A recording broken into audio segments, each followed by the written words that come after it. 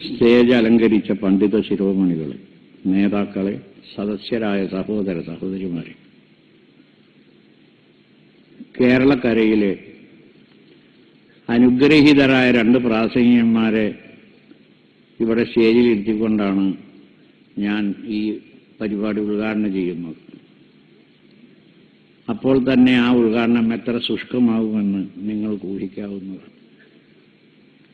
സമയമാണെങ്കിൽ നമ്മൾ 7 മണി പറഞ്ഞിട്ട് 8:30. അപ്പോൾ എൻ്റെ ഉദ്ഘാടനം 8:30 9 വരെ നീണ്ടു നിന്നു. നിങ്ങൾ മനസ്സിലാക്കി. വേറെ ഒരു ചെറിയ പരിപാടിയാണെങ്കിലും വലിയ പരിപാടിക്ക് എനിക്ക് വേഗം പോകേണ്ടതുമുണ്ട്. അതും ഒരു അറിയിപ്പാണ്. ഇവിടെ നമ്മുടെ ഈ പരിസരത്തുള്ള മഹല്ലുകളുടെയൊക്കെ കീഴിലായി അടുത്ത 25-ാം തീയതി വെള്ളിയാഴ്ച, നാളെയല്ല പിറ്റത്തെ വെള്ളിയാഴ്ച, മറൈൻ ഡ്രൈവിൽ ഇതേ വിഷയം ഇതിനൊരു സമ്മേളനം, ഏക സിവിൽ കോഡ് സംരക്ഷണം, അതിൻ്റെ ഗവൺമെൻറ്റിൻ്റെ ഏക സിവിൽ കോഡിനെ എതിർത്തുകൊണ്ട് നമ്മുടെ മുസ്ലിം ശരീഅത്ത് സംരക്ഷണത്തിന് വേണ്ടി ഒരു യോഗം സംഘടിപ്പിച്ചിട്ടുണ്ട്. അതിൽ അഖിലേന്ത്യാ ശരീഅത്ത് ബോർഡിൻ്റെ പ്രതിനിധി പങ്കെടുക്കും. പിന്നെ നമ്മളവിടെയുള്ള പള്ളികളിലെ ഖത്തീബന്മാരും സെക്രട്ടറിമാരും പ്രസിഡന്റുമാരും ഭാരവാഹികളും ഒക്കെ പങ്കെടുക്കും. അതിന് ഒരു ചെറിയ റാലിയും വെച്ചിട്ടുണ്ട്. 4 മണി 5 മണിക്ക് രാജേന്ദ്ര മൈതാനിൽ നിന്ന് പുറപ്പെട്ട് മറൈൻ ഡ്രൈവിലെത്തി മഗ്‌രിബ് നിസ്കരിച്ച് യോഗം നടത്താനാണ്. അപ്പോൾ ഒരു 10-25,000 ആളെങ്കിലും വരെ പങ്കെടുക്കണം. അതിന് ഈ ജമാഅത്തിലൊക്കെ പരിപാടി ഇന്നലെ മിഞ്ഞാന്ന് ഞാൻ കൊച്ചി പൊള്ളരുത്തിയൊക്കെ പോയി നടന്ന്, അല്ലെങ്കിൽ തന്നെ കാലുവേദന. അപ്പോൾ അതോടുകൂടെ ഒന്നും കൂടെ കൂടി. അപ്പോൾ ഒട്ടും നിൽക്കാൻ വയ്യാത്തത് കൊണ്ടാണ് ഞാൻ ഇരിക്കുന്നത്. അപ്പോൾ ഞാനിവിടെ പങ്കെടുത്തതിൽ അതിൻ്റെ ഒരു സംഘാടകരിൽപ്പെട്ട ഒരാളെന്ന നിലക്ക് ഇപ്പോൾ ഇവിടെ പങ്കെടുത്തവർക്കൊക്കെ കൂടെ ഒരു ക്ഷണനവും ഒരു പ്രചരണവും കൂടെയാണ് ഞാൻ നടത്തുന്നത്. നമ്മുടെ ആ ഹ്രസ്വമായ ഒരു ചടങ്ങ് ഞാൻ നിർവഹിക്കാം. റബ്ബ് സുബ്ഹാനഹു വ തആല തൗഫീഖ് ചെയ്യുമാറാകട്ടെ.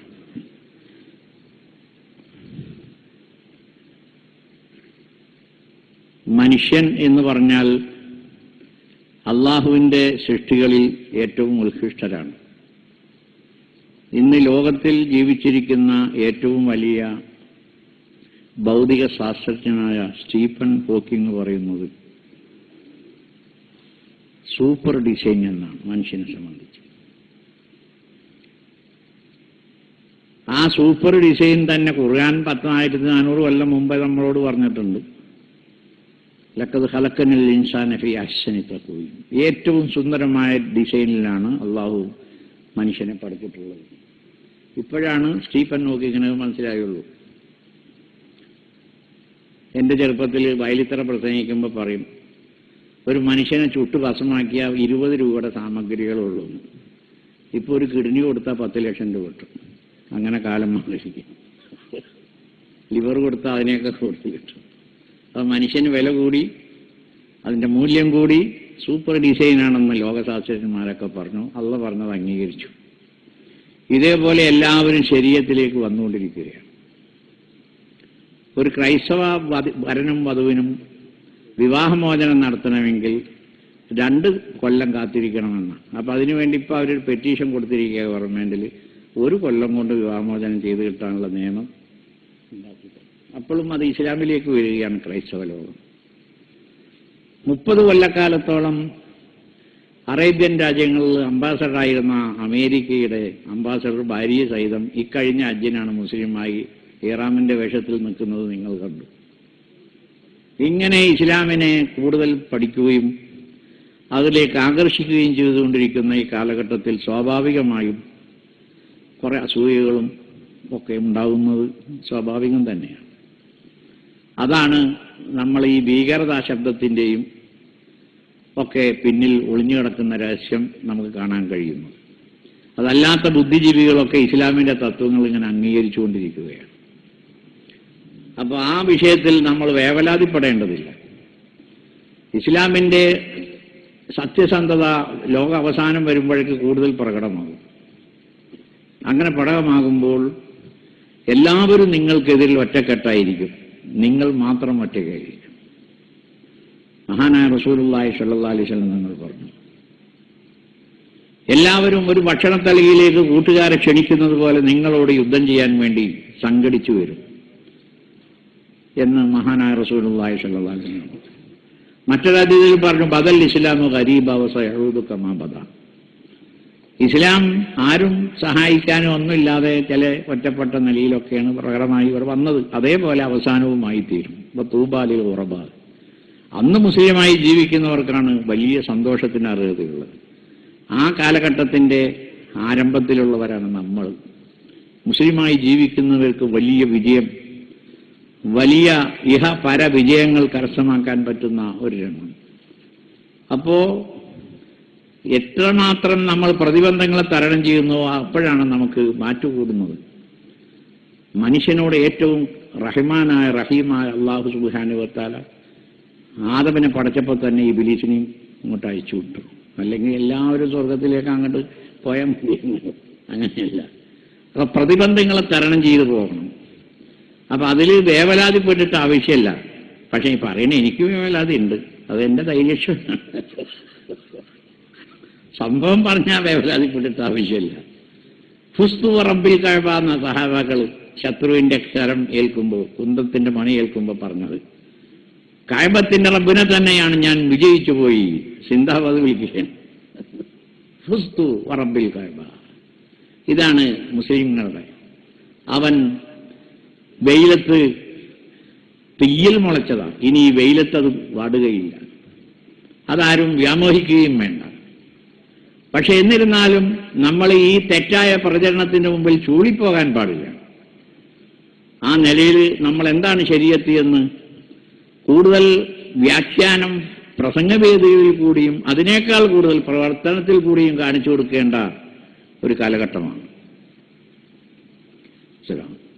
ഇസ്ലാം എന്ന് പറഞ്ഞാൽ അതാണ് ആദ്യത്തെ ഇവിടെയുള്ള നിയമം. അള്ളാഹു അംഗീകരിച്ച നിയമം അത് മാത്രമേ ഉള്ളൂ.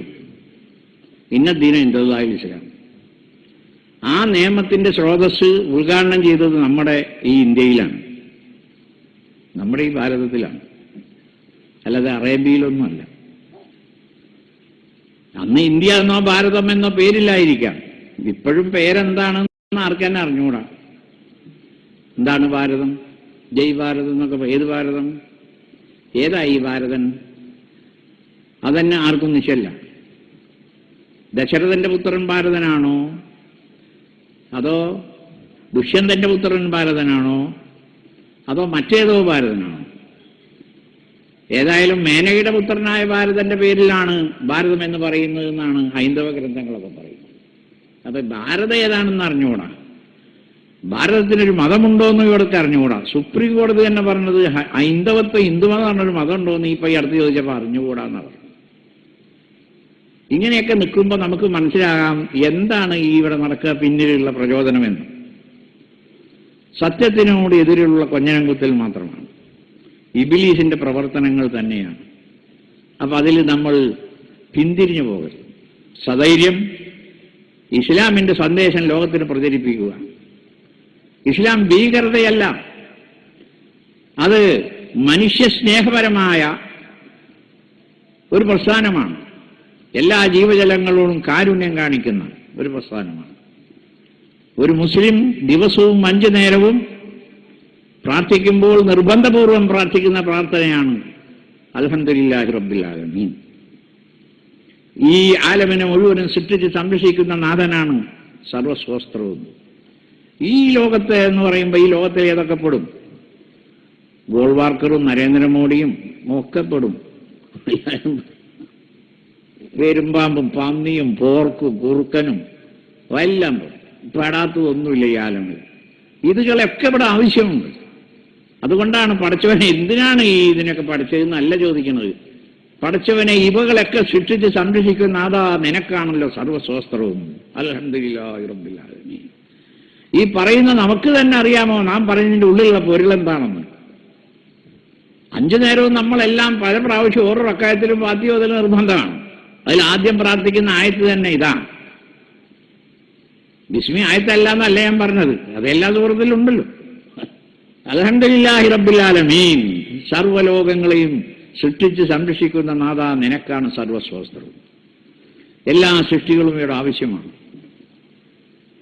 പട്ടിയും ആവശ്യമാണ്. പക്ഷേ മേനക പറയും പോലെയല്ല എന്ന് മാത്രം. നമ്മുടെ രാജഗോപാലൻ തന്നെ അസംബ്ലിയിൽ നിന്ന് പറഞ്ഞു, മേനക അങ്ങനെ പറഞ്ഞോട്ടെ, നിങ്ങൾ കൊന്നോന്നാ പറഞ്ഞു. അതെന്താ അതിൻ്റെ അർത്ഥം? അപ്പൊ നബി സല്ലല്ലാഹു അലൈഹി വസല്ലം തങ്ങൾ പറഞ്ഞതിലേക്ക് അപ്പോഴും ശരീഅത്തിലേക്കാണ് വരുന്നത്.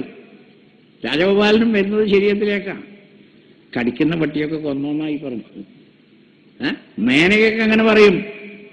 അതൊന്നും കണക്കിലെടുക്കേണ്ടെന്ന്. അപ്പൊ അവിടെ നടക്കുന്ന പല പരിപാടിയൊന്നും കണക്കിലെടുക്കാൻ പറ്റാത്തതാണെന്നും വസ്തുതകൾ ഇസ്ലാം എന്താണോ പറയുന്നത് അതാണെന്നുമാണ് രാജഗോപാലൻ പറഞ്ഞത്. ഇങ്ങനെ ഏത് കാര്യം എടുത്ത് പരിശോധിച്ചാലും ഈ വസ്തുത നമുക്ക് കാണാൻ കഴിയും. പിന്നെ നമ്മുടെ വിഷയത്തോട് പറഞ്ഞാൽ കുറെ കാര്യങ്ങൾ പറയുന്നുണ്ട്. പറഞ്ഞാൽ അങ്ങനെ പോകും. അപ്പൊ ഞാൻ മുമ്പ് ആദ്യം തന്നെ പറഞ്ഞല്ലോ, നമ്മൾ അതിഥികളായ പ്രാസീയന്മാർ. ഒരാൾ അതിഥിയല്ല, വീട്ടുകാരനാണ്. പക്ഷെ നമ്മൾ പന്തല്ലൂരുണ്ടല്ലോ. അപ്പൊ അതുകൊണ്ട് നമ്മൾ സമയം അങ്ങനെ അധികം എടുത്താൽ ശരിയാവില്ലല്ലോ. ഇവിടെയാണ് ഈ ഇസ്ലാം മതം ഉണ്ടായെന്ന് പറഞ്ഞത്. എന്താണ് കാരണം? ചിലപ്പോൾ ചിലവർക്ക് ഒരു തെറ്റിദ്ധാരണ ഉണ്ടാവും. മക്കത്ത് നബി അല്ലേ ഇസ്ലാം മതം മുഹമ്മദ് കൊണ്ടുവന്നത് എന്നൊക്കെയാണല്ലോ വിശ്വസിച്ചിരിക്കുന്നത്. അങ്ങനെയൊന്നുമല്ല. അള്ളാഹു അംഗീകരിച്ച മതം ഇസ്ലാം മാത്രമേ ഉള്ളൂ. അത് ആദ്യത്തെ മനുഷ്യൻ ആദം നബിയാണ് ആ ഇസ്ലാം മതം കൊണ്ട് ഈ ലോകത്ത് വന്നത്. അദ്ദേഹം സ്വർഗത്തു നിന്ന് വന്നത് ഇന്ത്യയിലാണ്. സിലോണിൽ ഒരു മലയുടെ മുകളിൽ ഇറങ്ങി. അവിടെ 4 അടിയുണ്ട് നീളം കാൽപാദത്തിന് ആദം നബിയുടെ. ഇവിടെ പാറമപ്പള്ളിയിലുണ്ട് എന്ന് പറഞ്ഞാൽ ഞാൻ ഈ ഒരു 2-3-4 മാസം അവിടെ നിന്ന് പോയി നോക്കി. അപ്പൊ എന്റെ ഗവേഷണത്തിൽ ആദം നബിയുടെ കാൽപ്പാടല്ല. കാരണം അത് 4 അടിയില്ല, 1.5 അടിയും കൂടിയില്ല. അപ്പൊ അറമ്മ 2 കാല്, ഒരു അടിയിലൊരു കല്ലുമ്പ മടമ്പും മറ്റേതിലിങ്ങനെ വെച്ചിട്ടുണ്ട്. അപ്പൊ ഞാൻ നോക്കിയപ്പോൾ 2 അടി പോലും കൂടിയില്ല.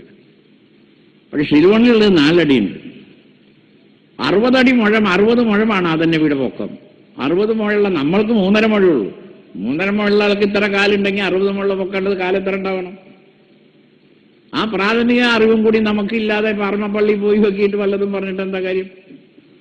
പിന്നെ ആദം നബിയുടെ കാലത്ത് പാറുണ്ടോ, വള്ളിയുണ്ടോ, കേരളുണ്ടോ? അത് വേറൊരു വസ്തു. അപ്പൊ നമ്മൾ ഈ കിഴക്കുള്ള മലയ്ക്ക് എന്താ പറയാ? പശ്ചിമഘട്ടം. കിഴക്കിന് പശ്ചിമം എന്ന് പറയാം. അത് പൂർവ്വഘട്ടം എന്നല്ലേ പറയണ്ട്. ഇവിടെ ഈ കിഴക്കല്ലേ ഈ മല, ഈ പശ്ചിമഘട്ടം എന്താണ്? അത് പശ്ചിമഘട്ടം എന്ന് പറയുന്നത് അത് കേരളക്കാർ പറഞ്ഞല്ല. അന്ന് കേരളം ഇല്ല.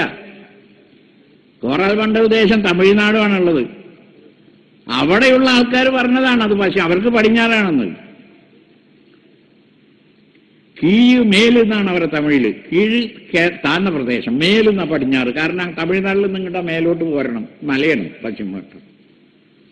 അപ്പൊ ആ കാലത്ത് കേരളമുണ്ടോ? ആദം നബി വന്നിട്ട് എത്ര കാലമായി ആർക്കെങ്കിലും അറിയാവോ? ബൈബിൾ കഥകളെടുത്ത് പരിശോധിച്ച് 5-6 കൊല്ലം. ഖിയാമത്ത് നാളാകുമ്പോൾക്ക് ആകെ 7000 കൊല്ലം പറയും. അതൊന്നും ഒരു വസ്തുനിഷ്ഠമായ കണക്കൊന്നുമല്ല. അപ്പൊ ആദം നബി അലൈഹി ഇസ്ലാം വന്നു.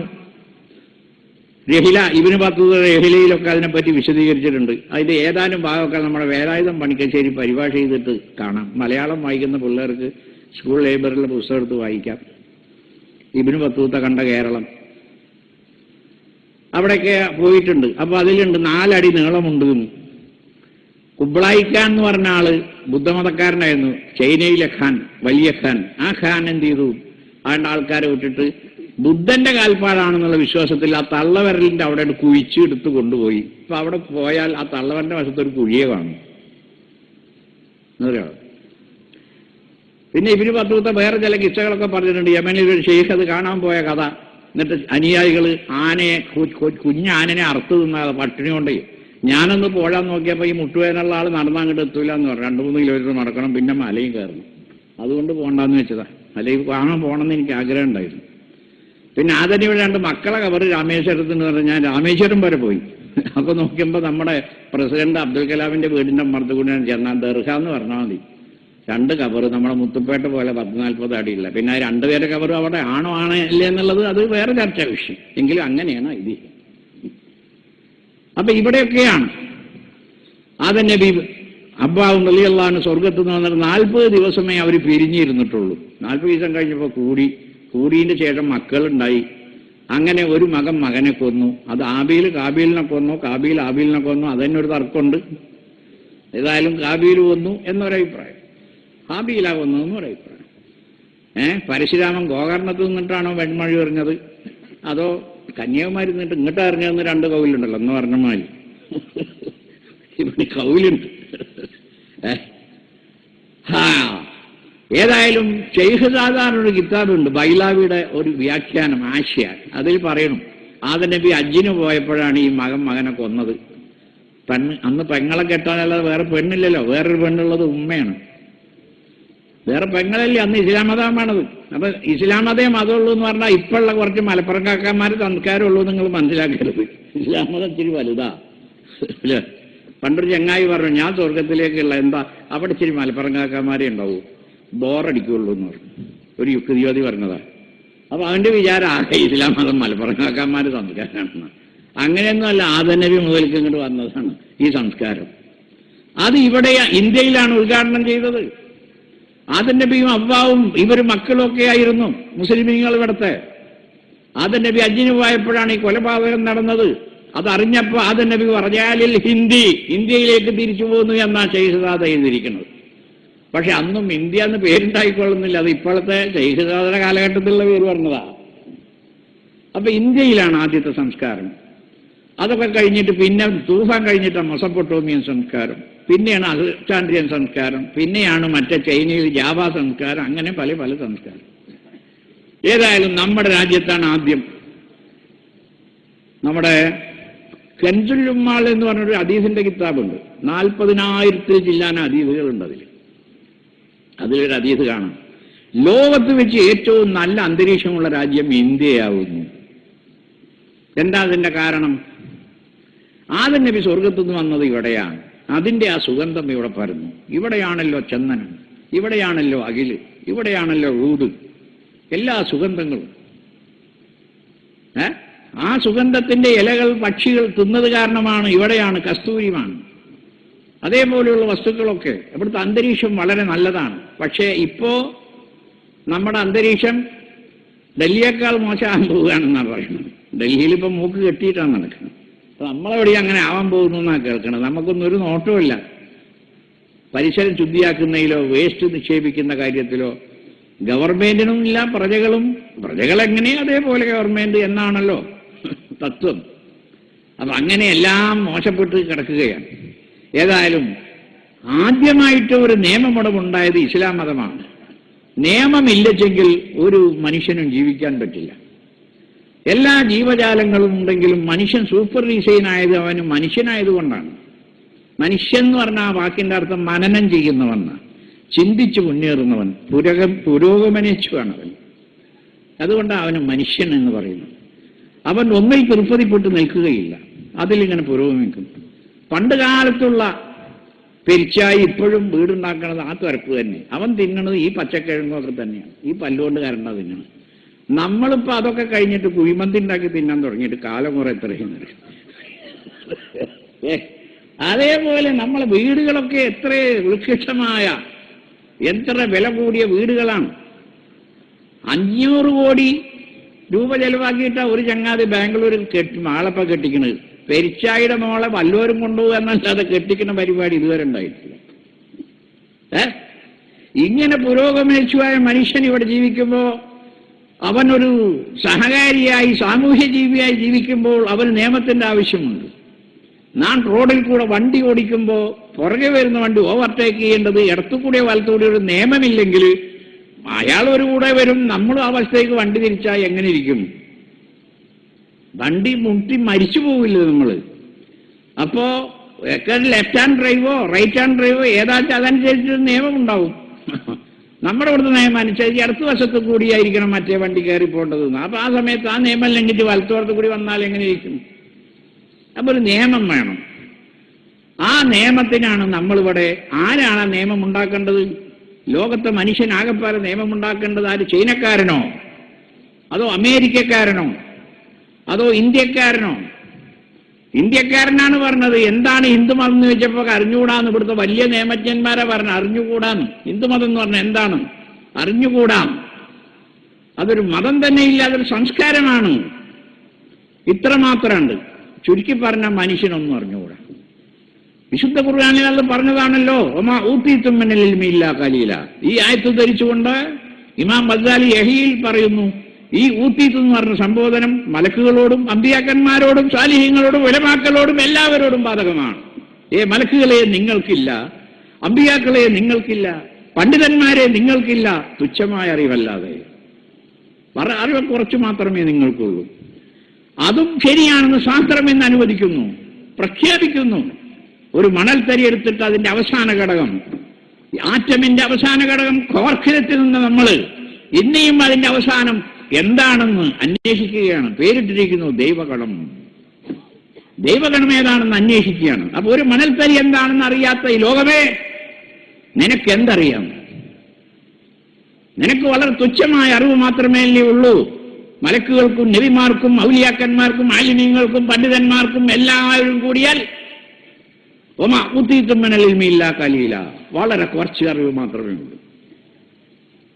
മൂസാ നബിയും ഹിളർ നബിയും കൂടി യാത്ര ചെയ്തത് ബുഖാരി റിപ്പോർട്ട് ചെയ്ത് അതീതിൽ കാണാൻ. ആ യാത്രയിൽ തോണിയുടെ കൊമ്പത്ത് ഒരു അടക്കാപ്പളി, ഒരു കിളി പക്ഷി വന്നിരുന്നിട്ട് മധ്യധരണയായി സമുദ്രത്തിൽ നിന്ന് ഒരിങ്ങനെ കൊത്തി. ആ വഴി കൂടിയാണല്ലോ അവർ യാത്ര ചെയ്ത് ഈജിപ്തുന്നു. അങ്ങനെ കൊത്തിയപ്പോ ഹിളർ മൂസയോട് പറയാ, മൂസ കണ്ടോ, ആ പക്ഷി ഈ കടലിൽ നിന്ന് ആ കൊക്കിൽ കൊത്തിയെടുത്ത വെള്ളം എത്രയുണ്ട്? ഈ സമുദ്രത്തിലേക്ക് നോക്കുമ്പോൾ ഈ കൊക്കിൽ എത്ര ശതമാനമുണ്ട് ഈ സമുദ്രത്തിലെ വെള്ളത്തിൽ നിന്ന്? അത്ര പോലും കൂടെ ശതമാനം എന്റെയും നിന്റെയും ഇൽമ് അള്ളാഹുവിന്റെ ഇൽമിലില്ല. ബുഖാരി റിപ്പോർട്ട് ചെയ്ത ഹദീസാണ്. അല്ലോ, അത്രയും വലിയ പാരാവാരമല്ല, അറ്റമില്ലാത്ത ഇൽമുകളുടെ അല്ലാമുൽഹൂയായ റബ്ബ് സുബ്ഹാനഹു വ തആല പറയുന്നു, നല്ലതും ചീത്തയും ഏതാണെന്ന് നിങ്ങൾക്ക് അറിഞ്ഞുകൂടാ. വഅസാൻ തക്റഹു ശൈഅൻ വഹുവ ഖൈറുൽ ലക്കും, നിങ്ങൾക്ക് ഉത്തമമായ കാര്യത്തെ നിങ്ങൾ വെറുക്കാം, നേരെ മറിച്ചും നിങ്ങൾക്ക് മോശമായ കാര്യത്തെ നിങ്ങൾ ഇഷ്ടപ്പെടുകയും ചെയ്തേക്കാം. വല്ലാഹു യഅലമു വഅൻതും ലാ തഅലമൂൻ, അല്ലാഹുവേ അറിയൂ, നിങ്ങൾക്ക് അറിഞ്ഞുകൂടാ എന്ന്. അത് അറിഞ്ഞുകൂടാ എന്ന് തന്നെയാണ് ഇപ്പൊ ദൈവഗണം പരിശോധിക്കുന്നതിൽ കൂടി ഈ ശാസ്ത്രലോകം പ്രഖ്യാപിക്കുന്നതും. അപ്പോൾ പിന്നെ ആരാണ് നമുക്കിവിടെ ജീവിക്കാനുള്ള ഒരു ശരീഅത്ത്, ഒരു നിയമം നൽകേണ്ടത്? വിശുദ്ധ ഖുർആൻ പറയുന്നു, വഅലല്ലാഹി ഖസ്ദുസ് സബീലി വമിന്നാ ജായിറുൻ ലൗ ശാഅ ലഹദാകും അജ്മഈൻ. അല്ലാഹു ഉദ്ദേശിക്കുകയാണെങ്കിൽ നിങ്ങളെയൊക്കെ നിർവഹിക്കാൻ പറ്റും. പക്ഷെ അല്ലാഹു ഉദ്ദേശിച്ചിട്ടില്ല. അപ്പൊ നല്ല വഴി ഏതാണെന്ന് ചീത്ത വഴി ഏതാണെന്ന് നിങ്ങളുടെ മുമ്പിൽ ഇച്ഛയ്ക്ക് തെരഞ്ഞെടുക്കാൻ പറ്റിയ നിലയിൽ നിങ്ങൾക്ക് വിശദീകരിച്ചു തരേണ്ടത് അള്ളാഹുവിന്റെ ബാധ്യതയാണ്. വഅലല്ലാഹി ഖസ്ദുസ് സബീൽ, വഴികളെ വിശദീകരിച്ചു തരേണ്ട അള്ളാഹുവാണ്. അറിയോ, വേറെ ആർക്കും ഇവിടെ ശരീഅത്തുണ്ടാക്കാനുള്ള അധികാരമില്ല. അത് ഇസ്ലാം മതം മാത്രമേ അള്ളാഹുവിന്റെ നിയമമായി ഈ ലോകത്തുള്ളൂ. അത് ആദം നബിയിൽ കൂടി ഇവിടെ വന്നു, നൂഹ് നബിയിൽ കൂടെ വന്നു, അബ്രഹാം നബിയിൽ കൂടെ വന്നു, അതേപോലെ മോസസിൽ കൂടെ ജീസസിൽ കൂടെ വന്നു, അവസാനം അന്ത്യപ്രവാചകനായ മുഹമ്മദുർ റസൂലുള്ളാഹി സ്വല്ലല്ലാഹു അലൈഹി വസല്ലം തങ്ങളിൽ കൂടെ ഇവിടെ വന്നു. അവിടുത്തെ 23 കൊല്ലക്കാലത്തെ നുബുവത്ത് ജീവിതത്തില് 40-ാമത്തെ വയസ്സിൽ നുബുവത്ത് കിട്ടി, 63-ാമത്തെ വയസ്സിൽ വഫാത്താകുന്നവരെയുള്ള 23 കൊല്ലക്കാലം കൊണ്ട് ഈ ലോകത്ത് പ്രബോധനം ചെയ്തു. അവസാനത്തെ അജ്ജിൽ അൽയൗമ അക്മൽതു ലക്കും ദീനക്കും വഅത്മംതു അലൈക്കും നിഅമതി വറളീതു ലക്കുമുൽ ഇസ്ലാമ ദീന. ഇന്നേ ദിവസം നിങ്ങളുടെ ദീനിനെ ഞാൻ പൂർത്തിയാക്കി തന്നു, എന്റെ അനുഗ്രഹം നിങ്ങൾക്ക് നിറവേറ്റി തന്നു, ഇസ്ലാം ദീനായിട്ട് നിങ്ങൾക്ക് തൃപ്തിപ്പെട്ടു. ലോകജനമേ, നീഗ്രോകളെ, വെള്ളക്കാരെ, ചൈനക്കാരെ, ഇന്ത്യക്കാരെ, ആദമിന്റെ സന്തതികളായി ലോകത്തെവിടെ ആരെല്ലാം ഉണ്ടോ, നിങ്ങൾക്ക് ഈ പ്രപഞ്ചത്തിന്റെ നാഥൻ ഇസ്ലാം ദീനിനെ ദീനായി തന്നിരിക്കുന്നു. താല്പര്യമുള്ളവർ സ്വീകരിക്കുക, അല്ലാത്തവർക്ക് സ്വീകരിക്കാതിരിക്കാം. ഇതാണ് ഇസ്ലാമിന്റെ കാഴ്ചപ്പാട്. അങ്ങനെ പലവരും പലതും ചെയ്തു. അള്ളാഹു നൽകിയ ദീനിൽ നിന്ന് സ്വന്തം കൃത്രിമങ്ങളായി പലവരും പലതും ഉണ്ടാക്കി. അങ്ങനെ ഉണ്ടാക്കിയപ്പോൾ ഓരോരുത്തർക്ക് തോന്നി, നീ ഉണ്ടാക്കി എന്താ, എന്നാ എനിക്ക് ഉണ്ടാക്കിക്കൂടെ എന്ന്. അങ്ങനെ ഓരോരുത്തർ സ്വന്തം ഉണ്ടാക്കി, കുറെ ഉണ്ടാക്കി. പണ്ട് കാലത്ത് ഇവിടെ അൻസാരി എന്ന് പറഞ്ഞൊരു പത്രം പെരുമ്പാവൂർ ഇറങ്ങിയത്. മജീദ് മരക്കാരി സാഹിബ് അന്ന് CN അഹമ്മദ് മൗലവി നടത്തുന്നത്. അഹമ്മദ് മൗലവി തഫ്സീർ എഴുതുന്ന മജീദ് മരക്കാരും പറഞ്ഞ ഞാനും എഴുതട്ടെ, നിങ്ങൾ എഴുതണ്ടല്ലോ. അപ്പൊ CN പറഞ്ഞു, നിങ്ങൾക്ക് എഴുതാൻ പറ്റില്ല, നിങ്ങൾ ആലിബല്ലല്ലോ. അങ്ങനെ മജീദ് മരക്കാരും CN മൗലവിയും തെറ്റിയത്. അങ്ങനെ CN മൗലവി പിന്നെ മലവക്കോട് പോയി KP മുഹമ്മദ് സാഹിബിന്റെ അടുത്ത് ചെന്നിട്ട് മൂപ്പരെ ഹെൽപ്പോട് കൂടെ ഖുർആൻ പരിഭാഷ പൂർത്തിയാക്കി. ഇതേപോലെ ഓരോരുത്തരും ഞാനും എഴുതണം, ഞാനും നിയമം ഉണ്ടാക്കണം എന്ന് പറഞ്ഞിട്ട് ഉണ്ടാക്കിയപ്പോൾ പലതുമായി. യഥാർത്ഥത്തിൽ യഹൂദ മതം ഇസ്ലാം മതമാണ്, യഥാർത്ഥത്തിലുള്ള ക്രൈസ്തവ മതം ഇസ്ലാം മതമാണ്. മുഹമ്മദ് മതം എന്ന് പറയുന്ന ശരീഅത്ത് പറഞ്ഞു, അതും ഇസ്ലാം മതമാണ്. എല്ലാം ഇസ്ലാം മതം. അള്ളാഹു ഇസ്ലാം മതത്തെ അംഗീകരിച്ചിട്ടുള്ളൂ. ഇന്ത്യയിലുള്ളത് ഇസ്ലാം മതമാണ്. അബുൽ കലാം ആസാദിന്റെ കഴിഞ്ഞ കാലത്തുള്ള ദൈവവിശ്വാസം കഴിഞ്ഞ കാലത്തിലൂടെ എന്ന് പറഞ്ഞൊരു പുസ്തകമുണ്ട്. അദ്ദേഹം പറയുന്നു, ദസ്സുക്കൾ ആര്യന്മാരിവിടെ വരുന്നതിന്റെ മുമ്പുണ്ടായിരുന്ന ദ്രാവിഡരും ദസ്സുക്കളും എന്ന് പറയുന്ന ആ കൂട്ടര് ഏകദൈവ വിശ്വാസികളായിരുന്നു. അത് തന്നെയാണ് ഖുർആൻ പറയുന്നത്. എന്താണ് ഖുർആൻ പറഞ്ഞത്? കാനന്നാസു ഉമ്മത്തൻ വാഹിദത്തൻ ഫഖ്തലഫു. ലോകത്തുള്ള ജനങ്ങളെല്ലാം ഒറ്റ സമൂഹമായിരുന്നു, മുസ്ലിങ്ങളായിരുന്നു. പിന്നീടാണ് അവർ പലതുമായത്. ആദം നബി മുതൽക്ക് നൂഹ് നബി വരെ അവരെല്ലാം ഒറ്റ സമൂഹമായിരുന്നു. അങ്ങനെയുള്ള സമൂഹത്തിൽ നിന്ന് പലതും പിരിഞ്ഞുപോയി. അതിന്റെ സത്യസന്ധമായ ഒന്നായി നിലനിൽക്കുന്നത് അന്ത്യപ്രവാചകനായ മുഹമ്മദുർ റസൂലുള്ളാഹി സ്വല്ലല്ലാഹി അലൈഹി വസല്ലം തങ്ങൾ കൊണ്ടുവന്ന ഇസ്ലാം ദീനാണ്. എന്നിരുന്നാലും നമ്മളിവിടെ ആവശ്യപ്പെടുന്നത്, ഇപ്പോ നമ്മളിവിടെ പ്രശ്നങ്ങൾ ഉണ്ടാക്കി തീർക്കുന്നത് മതത്തിനോടൊന്നും താല്പര്യമില്ലാത്ത, അതല്ലെങ്കിൽ ഏകപക്ഷീയമായ ചില ചിന്തകളുമായി നടക്കുന്ന, ഈ വിശാലമായ ചിന്തകളൊന്നും ഇല്ലാത്ത ആൾക്കാർ ഒരു ഏക സിവിൽ കോഡ് കൊണ്ടുവരണം എന്നും പറഞ്ഞിട്ട് ഒച്ചപ്പാട് വന്നു. നമ്മുടെ ഇന്ത്യൻ ഭരണഘടനയിൽ അങ്ങനെ ഒരു നിർദ്ദേശ തത്വങ്ങളുണ്ട്, അതിൽപ്പെട്ട ഒന്നായിട്ട് എണ്ണിയിട്ടുണ്ട്. അതങ്ങനെ നടപ്പിലാക്കാൻ നിർബന്ധിച്ചിട്ടൊന്നുമില്ല. ആവശ്യമുള്ളപ്പോൾ ജനങ്ങൾ ആവശ്യപ്പെടുകയാണെങ്കിൽ ചെയ്യണം എന്ന് മാത്രം. അതോ അതാരാണ് ആവശ്യപ്പെടേണ്ടത്? അതാരാണ് ആവശ്യപ്പെടേണ്ടത്? ഓരോ മതത്തിലെയും പണ്ഡിതന്മാരാണ് ആവശ്യപ്പെടേണ്ടത്. പണ്ട് ഒരു ജഡ്ജിമെന്റ് ഉണ്ട്. അതായത് ഒരു പ്രിവി കൗൺസിൽ വിധി. മുഹമ്മദ് ജാഫർ വിയൈസ് കുൽസുംബി, കൽക്കത്ത. അദ്ദേഹം ആ ഒരു കേസിൽ ഈ കുൽസുംബിയുടെ വാദം എന്താന്ന് വെച്ചാൽ, ഒരു വർഷം പുതിയാപ്പള്ള മരിച്ചതാണ്, പുതിയാപ്പള്ള വീട്ടിൽ താമസിക്കാനും 150 റുപ്യ എനിക്ക് തരാനും വസിയത്തുണ്ട്. മനസ്സിലാവും? അത് ഖുർആനിലുണ്ടെന്ന് അമീർ അലി വാദിച്ചു. പ്രിവി കൗൺസിലെ ഒരു മെമ്പറായിരുന്ന ജസ്റ്റിസ് അമീർ അലി വാദിച്ചു, ഇതെന്തുണ്ട് ഖുർആനിലുണ്ട് എന്ന്. ഉണ്ട്, ഖുർആനിലുണ്ട്. പക്ഷെ അത് മൻസൂഖാണ്. മൻസൂഖാണ്. ഒരു കൊല്ലം ഭർത്താവിന്റെ വീട്ടിൽ താമസിക്കണമെന്നും അനന്തരവാസ ഉള്ളതിനോടൊപ്പം ചെലവിന് കൊടുക്കണമെന്ന് ഖുർആനിലുണ്ട്. ആ വാദം അമീർ അലി അന്ന് പ്രിവി കൗൺസിൽ കൊണ്ടുവന്നപ്പോ പ്രിവി കൗൺസിൽ ജഡ്ജിമാരും ഒക്കെ കൂടെ തീരുമാനിച്ചത് ഈ അഭിപ്രായം സ്വീകാര്യമല്ല. ആരെങ്കിലും ഖുർആനോ ഹദീസിനോ വ്യാഖ്യാനം പറഞ്ഞാൽ ശരിയാവുകയില്ല. അതിനർഹരായ പണ്ഡിതന്മാരുണ്ടോ അവർ പറഞ്ഞാലേ സ്വീകരിക്കാവൂ എന്ന് അന്ന് പ്രിവി കൗൺസിൽ ഒരു ജഡ്ജ്മെന്റ് ഉണ്ട്. ഈ ജഡ്ജ്മെന്റ് അനുസരിച്ച് തന്നെയാണ് പറയുന്നത്. ഇവിടെ മുസ്ലിങ്ങളിൽ മാത്രമല്ല, എല്ലാ വിഭാഗ ജനങ്ങളിലും അവരുടേതായ സിവിൽ കോഡിൽ വൈവിധ്യമുണ്ട്. കിഴക്കൻ വടക്കൻ മേഖലയിൽ ആദിവാസികളൊക്കെ കൂടി അവർ ഏക സിവിൽ കോഡിനെതിരായിട്ട് അവരെ ഈയിടെ അടുത്തൊരു സമരം നടത്തുകയുണ്ടായി. ഇവിടെ ഒന്നാണോ, പശുവിന്റെ അടുത്ത് കൂടി കയറിട്ട് കൊണ്ടുപോയ തല്ലിക്കൊല്ലി ഒരാള്, അവരെ പശു ചത്താൽ അത് കൊണ്ടുപോയി തിന്നണം ഹിന്ദുക്കൾ എന്ന് പറയുന്നത് ഒന്ന്. ഇതെന്ത് സിവിൽ കോഡാ? ഇവിടെയുള്ള ബ്രാഹ്മണർ വരെ മാംസം തിന്നുന്നവരാണ്. ഇവിടത്തെ കേരളത്തിലെ നമ്പൂതിരിമാര് മാംസം തിന്നില്ല എന്ന് വെച്ചിട്ട് കാശ്മീരി ബ്രാഹ്മണനാ പണ്ഡിറ്റ് ജവഹർലാൽ നെഹ്റു, അവർ മാംസം തിന്നുന്നവരാണ്. നമ്മളിവിടെ എറണാകുളത്തെ പടിയാരന്മാരുണ്ട്, അവർ ബംഗാളി ബ്രാഹ്മിൻസാ, അവർ മറിച്ച് മാംസം തിന്നുന്നവരാണ്. പിന്നെ ആരാണ് ഇവിടെ മാംസം തിന്നാൻ പാടില്ല എന്ന് പറയുന്നത്? ഹിന്ദുമതത്തിൽ അങ്ങനെ ഒരു നിയമമില്ല. അത് വാസുദേവ കൃഷ്ണന്റെ കാലത്തുണ്ടായ ഒരു രാഷ്ട്രീയ തീരുമാനമാണ്. വേണമെങ്കിൽ നിങ്ങൾ സുകുമാർ അഴീക്കോടിന്റെ തത്വമസി എടുത്തൊന്ന് വായിച്ചു നോക്കൂ. അദ്ദേഹം പറയുന്നു, ബുദ്ധൻ ഇവിടെ വരുന്ന കാലത്ത് വിദേഹത്ത് നിന്ന് അഫ്ഗാൻ വരെ കാന്താരം വരെയുള്ള സ്ഥലത്തെല്ലാം പശുക്കളുടെ രോദനങ്ങളും യാഗാഗ്നികളുടെ ഹോമങ്ങളും ഉയർന്നുകൊണ്ട് ശ്വാസം മുട്ടിയാണ് ജനങ്ങൾ ജീവിച്ചിരുന്നത്. പശുക്കളെ എങ്ങനെ ഹോമിച്ച് അറുത്ത് അതൊക്കെ തിന്ന് ബ്രാഹ്മണർ ഇങ്ങനെ കൊഴുത്ത് ജീവിക്കുകയായിരുന്നു. ആ സമയത്താണ് അഹിംസാ സിദ്ധാന്തവുമായി ബുദ്ധൻ ഇവിടെ വന്നത്. ആ ബുദ്ധൻ തന്നെ ഒന്നും കൊല്ലരുതെന്നല്ല പറഞ്ഞത്, ഇങ്ങനെ യാഗങ്ങൾ കൊല്ലരുത് എന്നാണ്. വാഗ്ബട ഗുരു ഈ സുകുമാർ അഴീക്കോടിന്റെ ഉസ്താദ ഷെയ്ഖാൻ വാഗ്ബട ഗുരു അവർ പറയണു, ദേവങ്ങൾക്കൊന്നും ഭക്ഷണമില്ല, ഭക്ഷ്യത ഒന്നുമില്ല, പാനീയങ്ങളില്ലാത്ത ദേവന്മാർക്ക് പിന്നെന്തിനാ ഇറച്ചി പോവച്ച് ആകാശത്തേക്ക് കയറ്റുന്നത് എന്നാണ് ചോദിക്കുന്നത്. എന്തൊരു മൂഢത്തരമാണ് ഈ പറയുന്നത്. അതാണ് ബുദ്ധൻ പറഞ്ഞത്, കൊല്ലരുത്. അപ്പൊ നിങ്ങളെ കൊല്ലുകയായിരുന്നു. നിങ്ങളാരെങ്കിലും വീട്ടിൽ നിന്ന് വരുമ്പോ പെണ്ണുങ്ങളോട് പറഞ്ഞോ, എടി നീ തെങ്ങ കയറരുത്, ഞാൻ പോയാലും ഒറ്റാളും പറഞ്ഞിട്ടില്ല. എന്തേ കെട്ടിയോട് തെങ്ങ കയറൂല എന്ന് നമുക്കറിയാം. നീ അടുത്ത വീട്ടിലെ ആകളുടെ വീടുണ്ട്, അങ്ങോട്ടൊന്നും ഇപ്പൊ പോകരുത് കേട്ടോ എന്ന് ചിലപ്പോ പറയാം. എന്നുമാതിരി ബുദ്ധൻ കൊല്ലരുതെന്ന് പറയാൻ കാരണം എന്താ? കൊല്ലലായിരുന്നു ഇവിടുത്തെ പണി. അത് സുകുമാർ അഴീക്കോട് തത്വമസിയിൽ പറയുന്നു. വേദകാലങ്ങളില് ഈ പശുക്കളുടെ രോദനങ്ങൾ, ഹോമം കൊണ്ടുള്ള ധൂമവും കൊണ്ട് കാന്താരം മുതൽ വിദേഹം വരെ, ജനകന്റെ രാജ്യമാണ് വിദേഹം. അതെയോ, മിഥില സീതയുടെ മൈഥിലിയുടെ രാജ്യം. അതുവരെ ശ്വാസം മുട്ടിയാണ് മനുഷ്യൻ ജീവിച്ചിരുന്നത്. ഇങ്ങനത്തെ ഒരു സംസ്കാരമുള്ളിടത്ത് പശുവിനെ കൊണ്ടുപോയാൽ അർത്താൽ തിന്നാൽ അവനെ തല്ലിക്കൊല്ലണം എന്ന് പറഞ്ഞ സംസ്കാരം ഭാരതീയമല്ല, ഹൈന്ദവ സംസ്കാരമല്ല.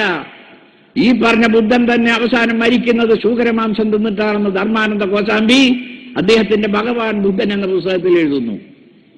ബുദ്ധൻ മരിച്ചത് ഇറച്ചി തിന്ന് ആചീർണം പിടിച്ചിട്ടാണ്. അപ്പൊ ബുദ്ധൻ പറഞ്ഞ അഹിംസ ഏതാണ്? അപ്പൊ ഇതേപോലെ ഞാൻ വിശദീകരിച്ച കുറെ കാര്യങ്ങൾ പറയേണ്ട, അതാ ഞാൻ പിന്നെ ആദ്യം പറഞ്ഞതിന് എതിരാവും എന്റെ പ്രശ്നം. അപ്പൊ പിന്നെ 1937 വിക്ടോറിയ രാജ്ഞി ഭരിക്കുന്ന കാലത്ത് ഇന്ത്യ ഒരു കോളനിയാണ്, സിലോൺ കോളനിയാണ്, ബർമ്മ കോളനിയാണ്, ബംഗ്ലാദേശ് പാകിസ്ഥാനൊക്കെ ഇന്ത്യൻ കോളനിയിൽ പെട്ടതാണ്. ആ കാലത്ത് ഒരു അതുവരെ ഉണ്ടായിരുന്ന നിയമം 18ാം നൂറ്റാണ്ടിൽ എല്ലാവർക്കും അവരുടെ മതം അനുസരിച്ച് നടത്താമെന്ന്. ഇപ്പൊ അതിനൊരു ഉദാഹരണം ഞാൻ പറഞ്ഞാൽ, എടപ്പള്ളി ജുമാഅത്ത് പള്ളി ചെന്ന് നോക്ക്, അതിന്റെ പടിഞ്ഞാറ് വശത്ത് ഷെരീഫാമ്മയുടെ കബറ് കാണും. ആ ഷെരീഫാമ്മയുടെ കബറ് ഒരു ചെറിയ 4 പതിയും എത്തി കെട്ടി ഒരു ചെറിയ കുമ്പ് പോലെ, കബറ് പൊക്കിയിട്ടൊന്നുമില്ല.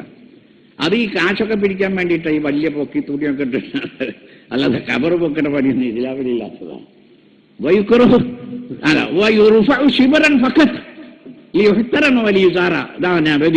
മിന്നാജ് കബർ ഒരു ചാണ് പൊക്കണം, അതിന് ആദരിക്കപ്പെടാനും സിയാറത്ത് ചെയ്യപ്പെടാനും. അതിന്റെ അപ്പുറം പൊക്കൽ കറാത്ത.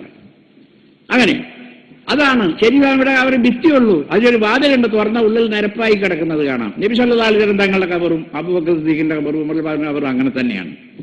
ചില കാലത്തൊക്കെ ഒരു ചാണിങ്ങനെ പൊങ്ങിയിട്ടുണ്ട്, അല്ലെങ്കിൽ നിരപ്പായി കിടക്കുക. പിന്നെ അതിങ്ങനെ ചിത്രമൊക്കെ വരച്ചിട്ട് തുണിയൊക്കെ ഇട്ട് ഇങ്ങനെ വിൽക്കുന്നുണ്ട്. അതൊക്കെ കാശ് കിട്ടാൻ നല്ല പണിയുള്ളതല്ല, അതൊക്കെ അല്ലാതെ ഒന്നും ഇപ്പൊ ഇസ്ലാമികമൊന്നല്ല. എത്ര കോടി രൂപയാണ് കിട്ടുന്നത്? പക്ഷെ അത് ശരിയാണെന്നല്ല ഞാൻ പറയുന്നത്, ചെയ്യുന്നവർക്ക് അതിൽ ലാഭമുണ്ട് എന്നാണ് ഞാൻ പറഞ്ഞത്. എന്റെ അഭിപ്രായത്തിൽ അത് ശരിയല്ല.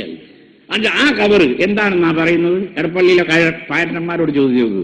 ഞാൻ 56 കൊല്ലം മുമ്പ് എടപ്പള്ളിയിൽ ഓതാമെന്ന് മനുഷ്യൻ, എന്റെ രാജ്യം ചെറുപ്പള്ളശ്ശേരി ദൂതയിലാണ്. അപ്പൊ ആ കാലത്ത് വയസ്സന്മാർ പറഞ്ഞിട്ടുണ്ട്, ഇവിടെ ഒരു തങ്ങളുണ്ടായി. ആ തങ്ങൾ ഏതോ കുതിരപ്പുറത്താണെന്ന് യാത്ര പോയപ്പോ തങ്ങളുടെ ഒരു മകള് പെശയിൽ പോയി. അത് ആരോ പ്രേരിപ്പിച്ചതായി നാട്ടിലൊക്കെ പോക്കിരികൾ. തങ്ങൾ വന്ന് അദ്ദടിച്ചു, മരിച്ചു. അതിന്റെ കബറാണത്. ഞാൻ വിക്ടോറിയ രാജ്ഞ കാലത്ത് ഓരോരുത്തർക്കും അവിടെ മതമനുസരിച്ചായിരുന്നു നിയമം എന്ന് പറഞ്ഞതിന്റെ ഒരു ഉദാഹരണം പറഞ്ഞാൽ നിങ്ങളുടെ മുമ്പിൽ കിടക്കുന്ന, അല്ലെങ്കിൽ തങ്ങൾ എങ്ങനെ അദ്ദടിക്കുന്നത്?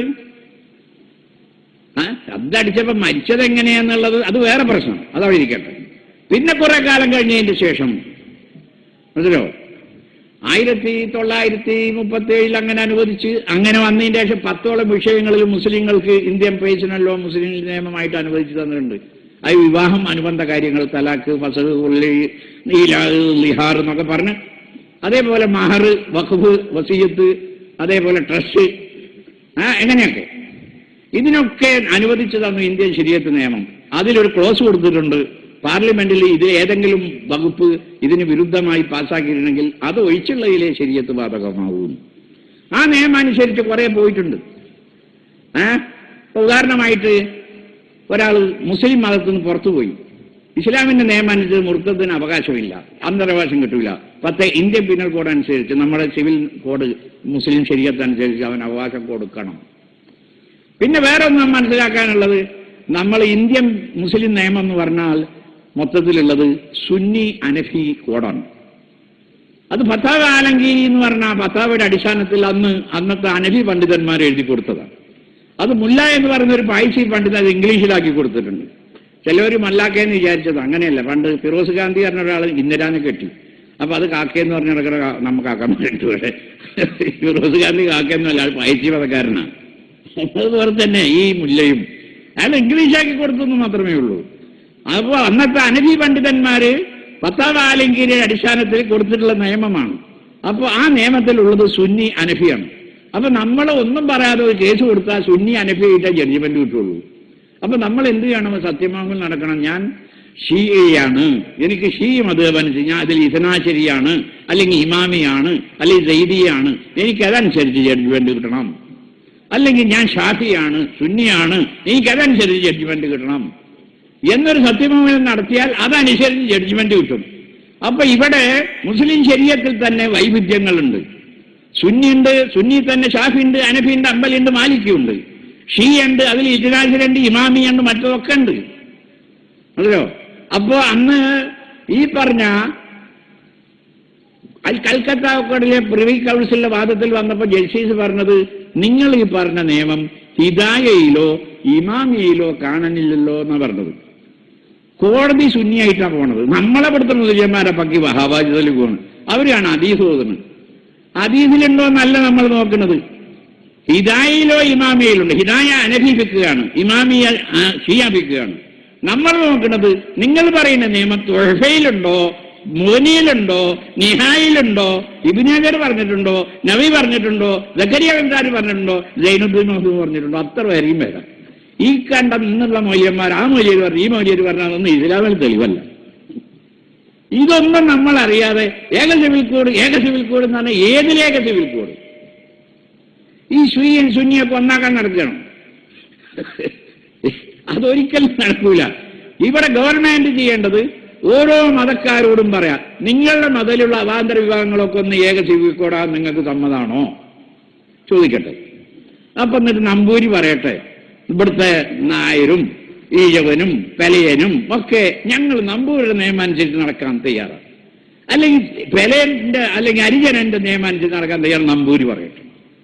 അതേപോലെ ക്രിസ്ത്യാനികൾ നോക്കട്ടെ, നിങ്ങൾ പോൾസന്റേരും അതേപോലെ യഹോവ സാക്ഷികളും അങ്ങനെ റോമൻ കത്തോലിക്കരും അതേപോലെ ആംഗ്ലിക്കൻ സഭയും അന്തോക്യ സിംഹാസനും റോമാ സിംഹാസനം നിങ്ങളൊക്കെ കൂടെ ഒന്നാൻ തയ്യാറാണോ ചോദിക്കട്ടെ. അവരൊന്നും ഒന്നാവട്ടെ. അപ്പൊ നിങ്ങൾ ഞങ്ങളോടും ചോദിക്കുക, നിങ്ങൾ ഷാഫി ഹനഫി അംബലി മാലിക് ഒന്ന് ഒന്നാൻ തയ്യാറാണ്. അപ്പൊ ഞങ്ങൾ പണ്ഡിതന്മാർ കൂടി ആലോചിക്കാം. അപ്പൊ ഞങ്ങൾ ആലോചിക്കാം.